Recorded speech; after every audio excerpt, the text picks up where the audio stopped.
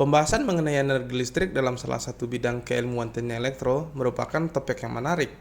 Bidang ini membahas tentang bagaimana energi listrik itu dihasilkan sehingga dapat dinikmati banyak orang.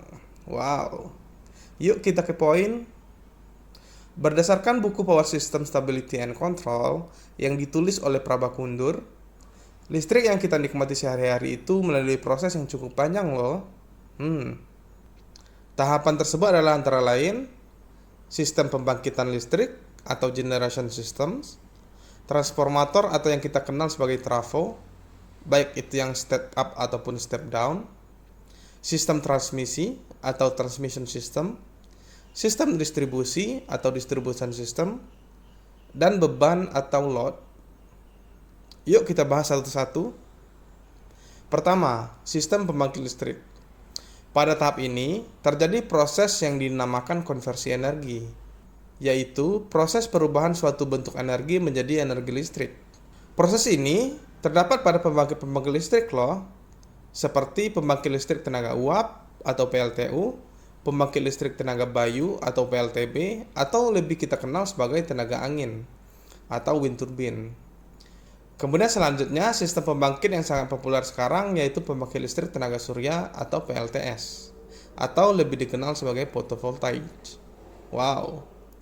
Kemudian yang kedua itu sistem transformator atau trafo. Tahap ini berfungsi sebagai perantara loh. Mbak comblang nih ceritanya. Di mana trafo menjadi perantara antara sistem pembangkit, sistem transmisi, sistem distribusi dan juga beban. Fungsi dari trafo adalah untuk menaikkan dan menurunkan tegangan.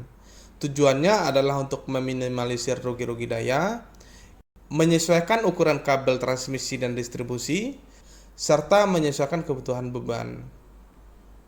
Selanjutnya, yang ketiga adalah sistem transmisi. Sistem transmisi berfungsi untuk mengalirkan listrik yang dihasilkan oleh pembangkit, yang biasanya jarak pembangkit cukup jauh dari beban. Contoh adalah PLTU yang terletak di pantai. Sistem ini memiliki beberapa tipe saluran berdasarkan kapasitas tegangannya.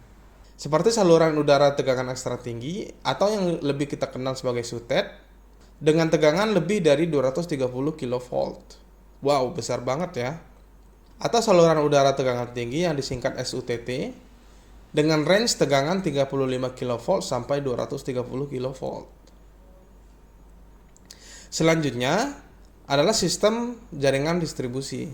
Setelah listrik melalui sistem transmisi, listrik dikirimkan ke substation atau dikenal dengan gardu induk. Di gardu induk, tegangan akan diturunkan melalui trafo step down, kemudian listrik didistribusikan sesuai dengan kebutuhan-kebutuhan pengguna. Kemudian, sistem terakhir adalah beban. Beban atau load adalah sistem yang mengkonsumsi listrik. Beban secara umum dapat dibagi menjadi 3 kategori, yaitu beban industrial, yang biasanya digunakan untuk industri seperti pabrik dan sebagainya. Selanjutnya beban komersial, seperti rumah sakit dan juga pusat perbelanjaan atau mall. Dan beban residensial untuk perumahan-perumahan penduduk. Dari video ini kita mempelajari bahwa ternyata energi listrik yang kita manfaatkan sehari-hari melalui proses yang sangat panjang. Jadi kita yang sudah mengetahui informasi ini harus lebih bijak dalam penggunaan energi listrik ya. Selanjutnya kita bahas apa lagi nih?